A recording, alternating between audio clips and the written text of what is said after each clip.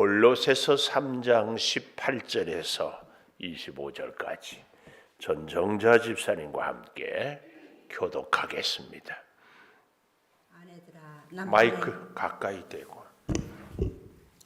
아내들아, 남편에게 복종하라. 이는 주 안에서 마땅하니라. 남편들아, 아내를 사랑하며 괴롭게 하지 말라. 자녀들아, 모든 일에 부모에게 순종하라. 이는 주 안에서 기쁘게 하는 것이니라. 아비들아, 너희 자녀를 노엽게 하지 말지니 낙심할까 함이라. 종들아, 모든 일에 육신의 상전들에게 순종하되 사람을 기쁘게 하는 자와 같이 눈가림만 하지 말고 오직 주를 두려워하여 성실한 마음으로 하라. 무슨 일을 하든지 마음을 다하여 주께 하듯 하고 사람에게 하듯 하지 말라. 이는 기업의 상을 주께 받을 줄 아나니 너희는 주 그리스도를 섬기느니라. 불의를 행하는 자는 불의의 보응을 받으리니 주는 사람을 외모로 취하심이 없느니라. 아멘. 오늘도 새벽을 깨우는 은송아, 너는 하나님의 보석이다. 보석이다. 변함없이 주일에 새벽을 깨우는 집사님, 하나님의 보석입니다. 보석입니다. 이 모든 것이 주님의 은혜입니다. 아멘. 한 번 더 인사해야 되는 것 알지요? 옆에 보고 메리 크리스마스, 메리 크리스마스, 크리스마스. 죽게 하듯 하라. 오늘 제목입니다. 죽게 하듯 하라. 모든 일을 다 죽게 하듯, 모든 만나는 사람을 주님을 만나듯, 어디를 가든지 주와 함께 죽게 하듯 하라. 이 기독교를 가끔은 오해하는 분들이 있어요. 기독교를 윤리, 도덕적인 종교 이렇게 생각을 합니다. 윤리나 도덕이 없는 것은 아니지만 윤리나 도덕이 기독교의 전부는 아닙니다. 그걸 포함하고 있을 뿐이죠. 그런가 하면은 우리 신앙생활의 목적이 행복이다 이렇게 생각하는 분들도 있어요. 행복하려고 예수 믿는다고.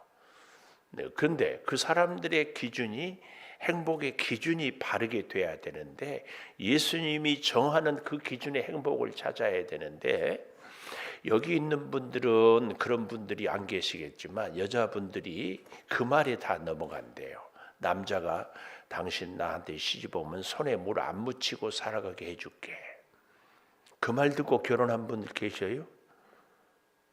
우리 조 권사님이 고개를 끄덕하는데 거꾸로?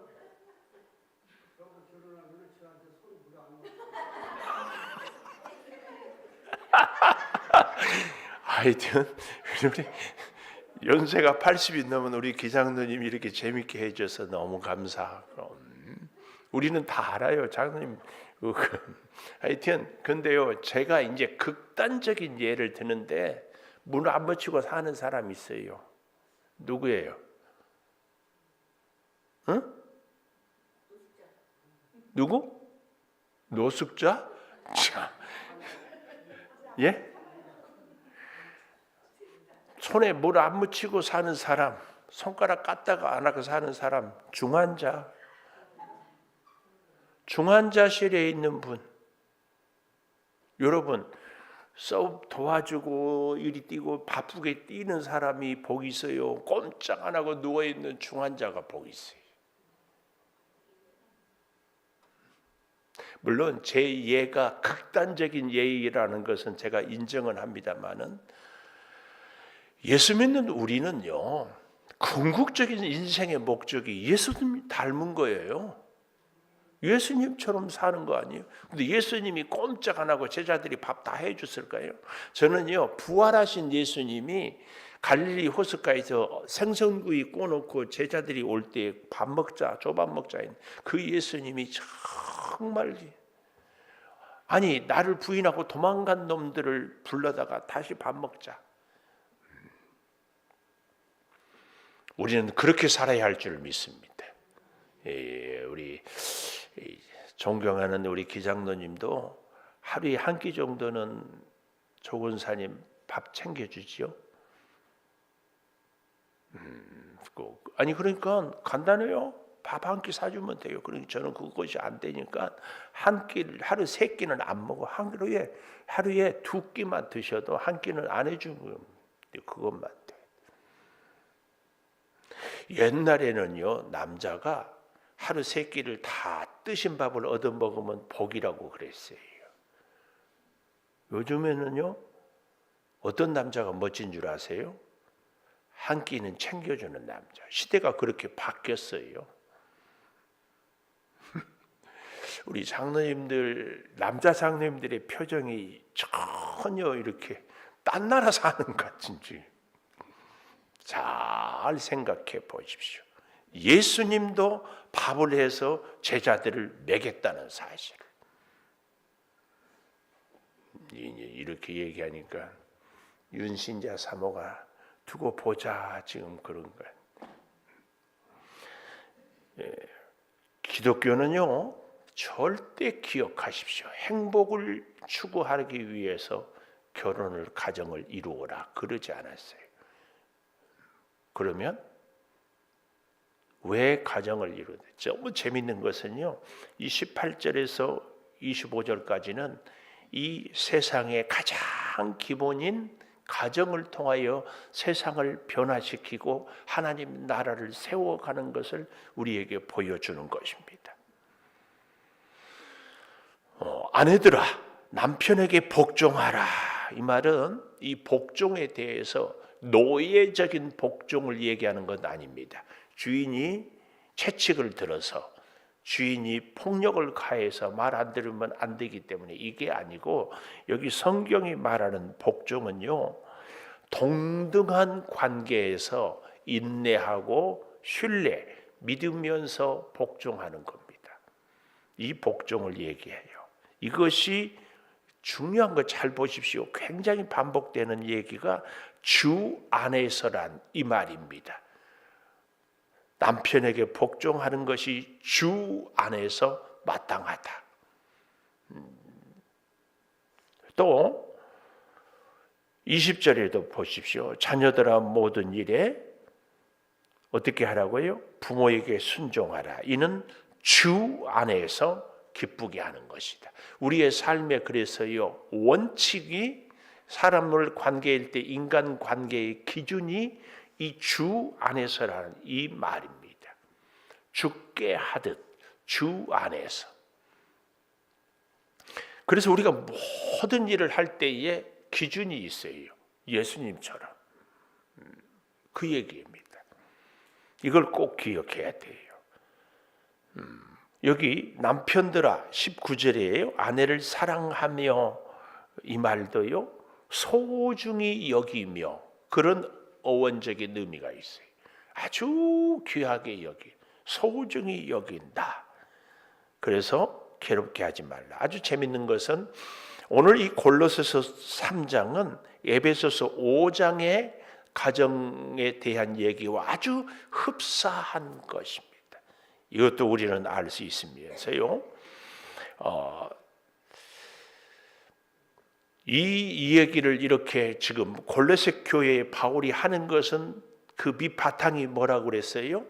영지주의라는 이단의 거짓 교사들이 교회를 자꾸 흔들어요. 그래서 바르게 세우는데 교회를 바르게 세우기 위해서는 어떻게 해야 돼요? 진리를 1장, 2장에서 얘기하고 그 진리를 따라 사는 것을 3장, 4장에서 얘기하는데 옛사람을 벗어버리고 위의 것을 찾고 새 사람을 입으라. 그 새 사람을 입는 삶의 가장 중요한 기준이 가정생활이다. 그래서 우리 다 잘 알지요? 신앙생활을 잘 할 수 있는 분들은요. 가정생활을 잘 하는 거예요. 가끔 이런 남자들이 있어요. 결혼을 괜히 했다고. 왜 내가 결혼했는지 모르겠다고. 이런 분들은요. 세상을 아직 덜 살아봐서 그래요. 세상을 깊이 살아보면 하나님께서 아하 꼭 나에게 맞는 저 여자를 나와 함께 살게 했구나.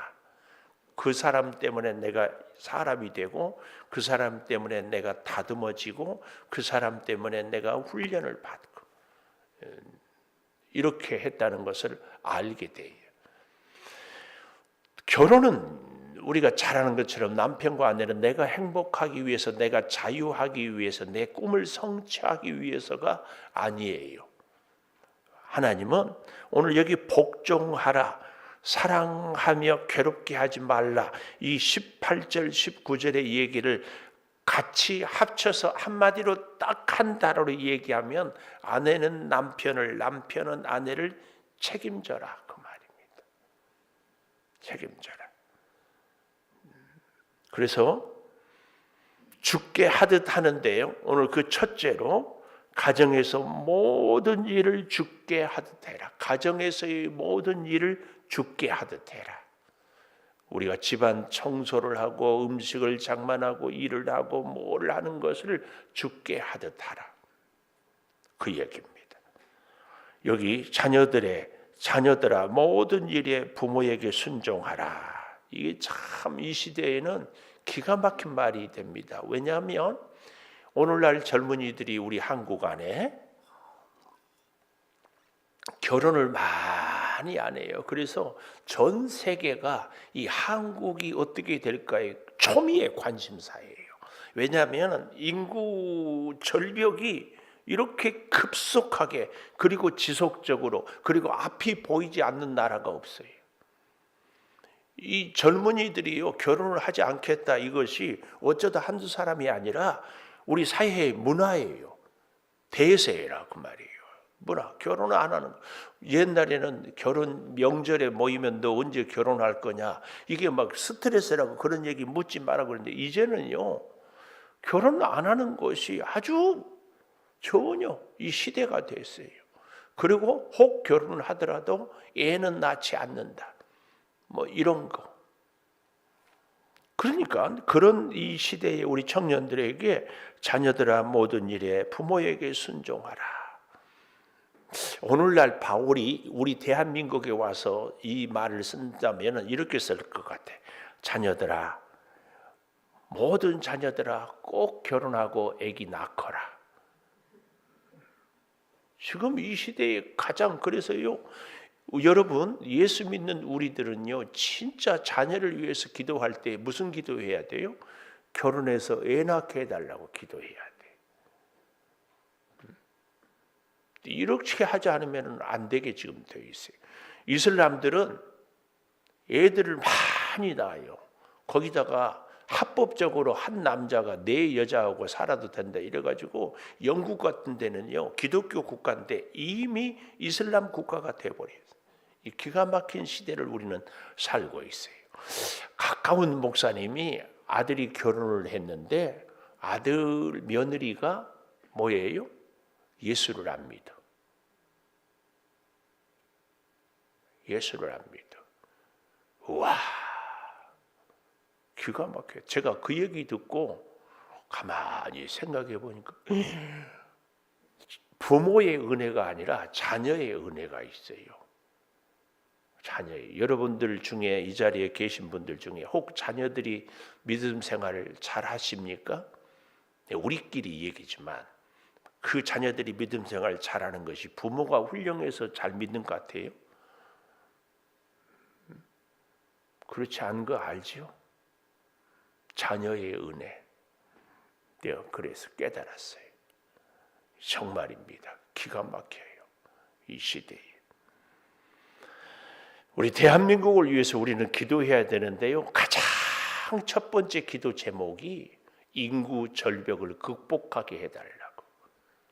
그런데 유럽에서요, 난민들이 아프리카나 이런 제3세계에서 확 밀려오는데 가장 많이 난민을 받은 나라가 독일입니다. 독일. 그 특별히 여자 수상 누구였죠? 독일의 그 유명한 4번인가 연임하고도 아주 존경받고 끝까지 80몇 %, 지금 우리 윤석열 대통령 여론의 지지율이 뭐 30몇 %가 그러는데 4선을 했는데 끝까지 80%가 넘어 이 여자분. 누구요? 대처? 대처는 영국 메르켈. 근데 이 메르켈 수상의 아버지가 목사님인 거 아세요? 독일이 통독이 되니까 이 아버지는 다른 사람들은 다 동독에서 서독 살기 좋은 데로 오는데 이분은 서독에 살다가 동독으로 들어갔어. 우리로 말하면 저 북한으로 갔어요. 그렇게 그래서 우리 목사님들 가운데서도 통일이 되면 북한에 가서 선교하겠다고 하는 분들이 많아요. 하여튼 갔어요. 그래서 거기서 이 메르켈을 키웠어요. 그래서요, 메르켈은 재밌는 것이 동독 출신 수상인데 원래는 서독에 살는데, 근데 그 아버지의 영향이 좀 이런 가난한 사람들과 함께 살아가는 이런 영향을. 그래서 그런지 이 메르켈 수상이 난민들을 다 받아들였어요. 근데 진짜 멋진 것은요, 동독은 난민들이 오면은 난민촌을 만들어 가지고 예를 들면 어떤 한 지역에 다 살게 하는 것이 아니고 우리로 말하면 양주의 몇만, 동두천의 몇만, 의정부의 몇만, 전국에 다 흩어요. 근데 난민들이 와서 사는데 문제가 없을까요? 서로 싸우고 서로 뭐 준다 안 준다. 사람이요, 여유가 있으면 마음도 관대해지는데 먹을 것이 없고 삶이 궁핍하면은 서로 그렇거든요. 그런데 재밌는 것은 독일에 그 난민들에 있고 같이 살아가는 이 사람들의 문제가 매스컴에 단 한 줄도 안 나와요. 우리나라는 어때요? 그 안양에서 얼마 전에 탈출한 친구가 의정부에서 잡히니까 이게 막 중앙신문에 나오잖아요. 아니 그걸 뉴스에 내가지고 뭐 하자는 얘기예요.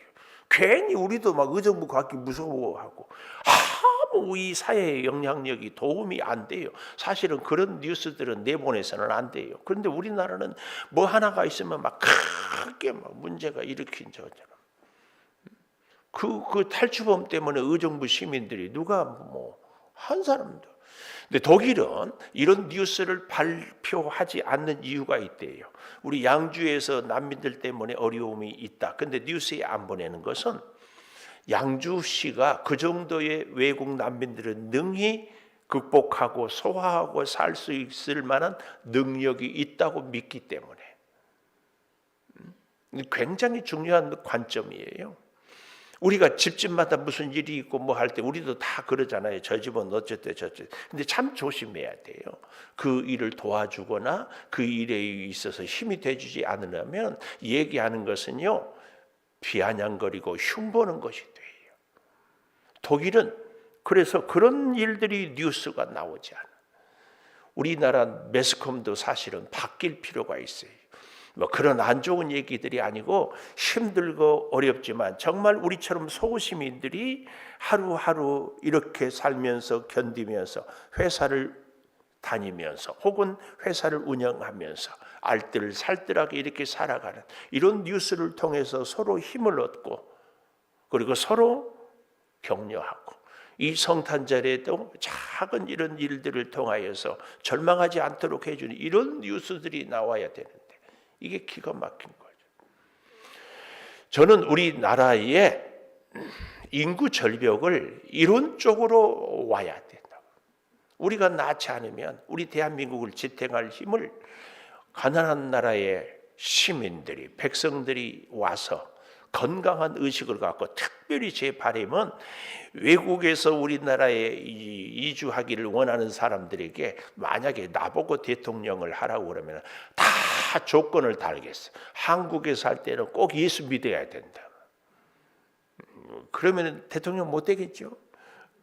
예수 믿는 인구가 지금 우리나라 20%도 안 되는데 그러면 나머지 80%가 다 반대를 할 건데. 하여튼 그런 조건들을 이렇게 가져서 열심히 살고 성실하게 살면 우리 국가적으로도 유익하고 본인들의 삶도 윤택하고 복음도 전하고 얼마나 좋아요. 우리 사회의 가장 기본 단위 지키는 것은요, 어디에 있는가? 가정에 있다는 얘기를 바울은 얘기를 하는 거예요. 그리고 사람들과의 관계에서 다 주님이 만나게 하고 주님을 대하는 것처럼 그래야 이 사회가 건강하게 지낼 수 있다. 지금 그 얘기를 하는 거예요. 왜냐하면 이 영지주의가 교회에 팽배해가지고 거짓 교사들이 자꾸 미혹하는 거예요. 그런데 이게 교회만 문제가 되는 것이 아니라 교회에서 그런 잘못된 사상들을 배우니까 가정이 깨져요. 왜요? 이 영지주의는 극단적인 금욕주의와 자유방임이거든요. 영과 육은 서로 다르니까 철저하게 금욕을 해야, 그래서 밥도 잘 안 먹고 잠도 잘 안 자고 계단도 무릎으로 올라가고 그래야 믿음이 좋다고 하는 극단적인 그런 거 하면은 육과 영은 상관없으니까 마음대로 이단 우상들에 따라서 뭐 성이라든지 혹은 남의 물건이라든지 이런 것들도 뭐 마음대로 이러니까 가정이 다 깨져요. 그러니까 사회 문제가 돼요. 그래서 바울이 이것은 아니지. 그래서 이 골로새 교회뿐만 아니라 골로새 도시를 바로 세우기 위해서는 가장 기본이 가정이에요. 가정. 우리가 다 성장할 때 상처가 있다고 그래요. 근데 그 상처는요, 한결같이 다 누구한테 받았어요? 상담 공부를 해보면 다 엄마 때문에, 특별히 이 우리 세대에는 부모님들이 거의가 다 이 술을 많이 드셔가지고 가정폭력 이런 것들로 인하여서. 근데 제가 늘 얘기하잖아요. 그렇게 나한테 상처를 많이 준 사람이 사실은 가장 많이 나를 사랑하고 나를 잘 알아. 이걸 이제 극복을 해야 되지. 부모도 극복해야 되고 자녀도 극복해야 돼. 그래서요, 가정생활이 건강하면 사회생활도 건강해요. 인간관계도 건강해요. 일을 하는 것도 건강해요. 이 모든 것의 기초가 가정에서. 이게 중요해요. 그래서 여러분 잘 보십시오.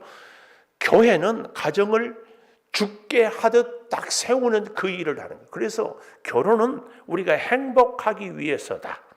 그 행복이 뭐냐? 손에 물 안 묻히는 것이다. 아니라는 얘기예요. 그래서 결혼은 거룩하기 위해서.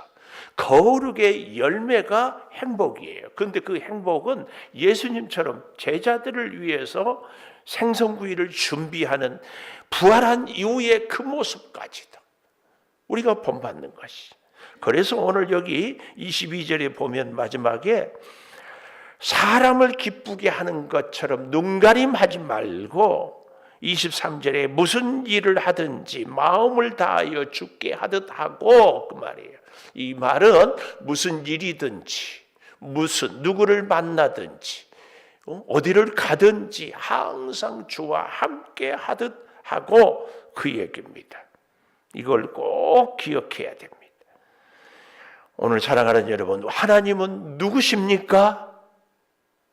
나를 이 땅에 보내십니까? 하나님은 무슨 일을 합니까? 나로 하여금 모든 일을 주께 하듯 하게 하는 분이 우리 하나님입니다. 이것이 골로새 도시를 살리는 길이었어요. 오늘 우리가 이 대한민국을 살리는 길도 여기서부터입니다. 행복의 조건, 행복의 기준이 무엇인가? 거룩이다. 거룩이 무엇입니까? 무엇을 하든지 주께 하든 주님을 본받고 이 대원칙을 다 갖고 살아가야 할 줄을 믿습니다. 기도하겠습니다. 하나님, 주께 하듯 하라. 영지주의자들에게, 거짓 교사들에게 잘못 배워서 자유방임으로 금욕에 빠져버리는 것이 아니라 주님이 부활하고도 제자들을 향하여서 양식을 준비하는 섬기는 그 마음. 아버지, 오늘 우리가 이 땅을 살아갈 때 진정한 행복은 거룩이요, 거룩은 섬기는 것을 다시 깨닫고 먼저 가정에서부터 섬기며 살 수 있게 하여 주시옵소서.